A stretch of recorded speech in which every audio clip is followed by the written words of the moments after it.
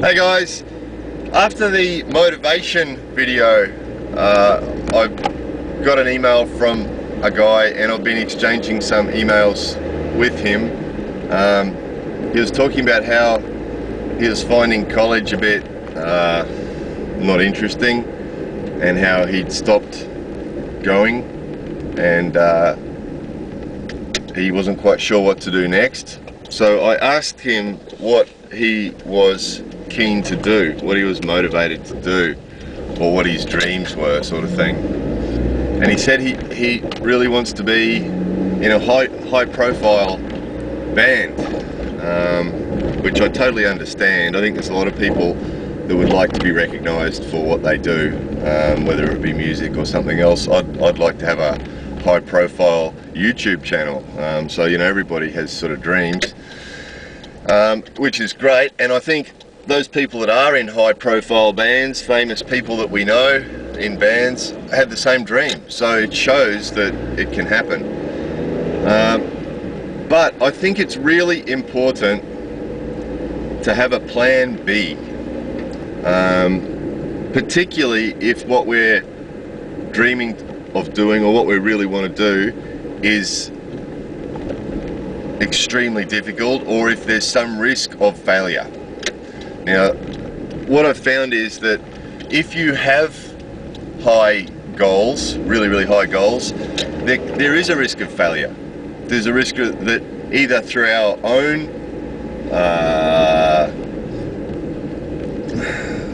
failure, I don't like to use the word failure, but it's possible, or through things out of our control.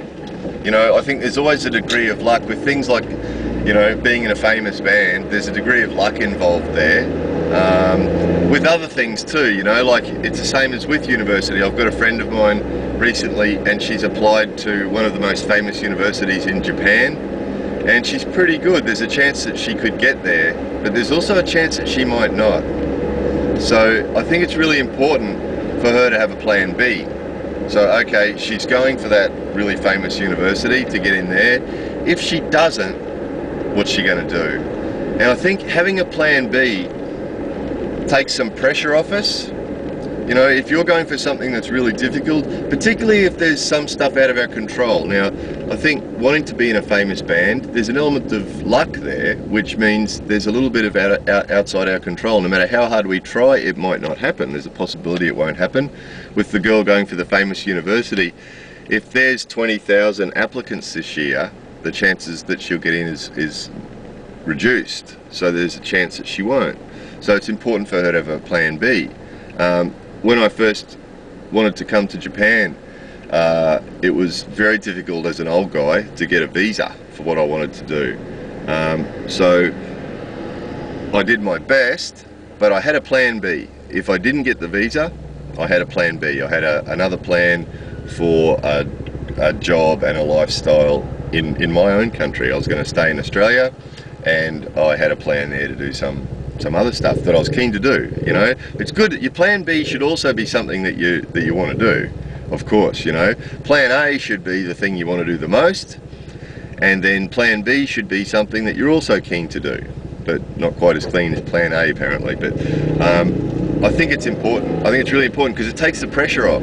You know, if I didn't have a plan B, when I was trying to get to Japan, trying to get a visa for Japan, if I didn't have a plan B, I would have been really nervous. And then after I'd been here a couple of years, I had to reapply for a visa, and there was a chance that they'd say no, and they'd send me back to Australia.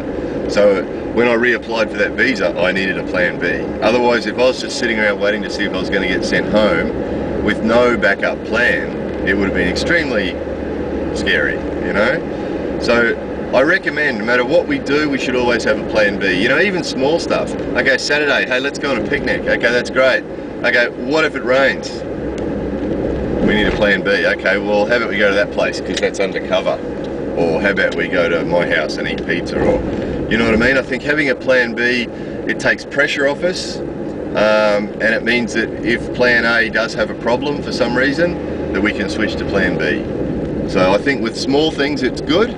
And also with the big things in our lives, I think it's good.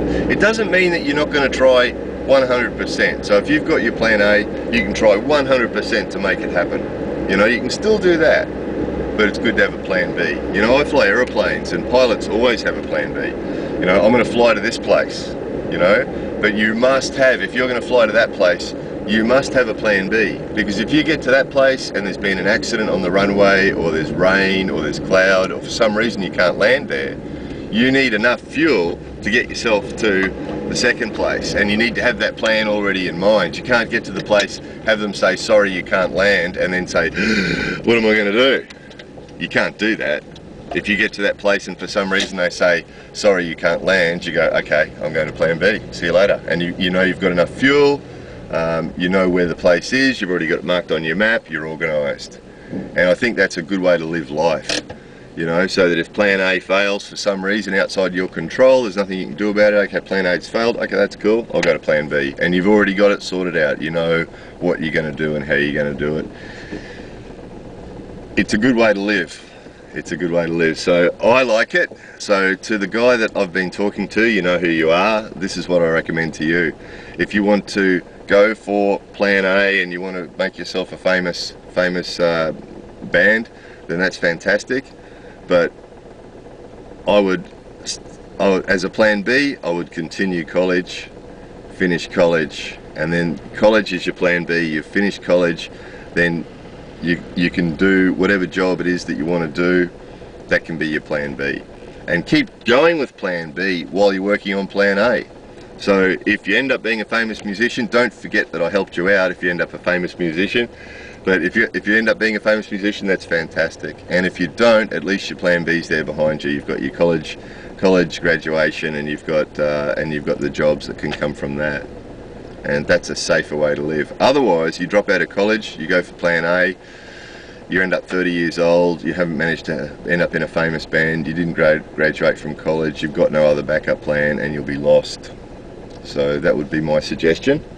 So anyway, let's all make sure we've got our plan B.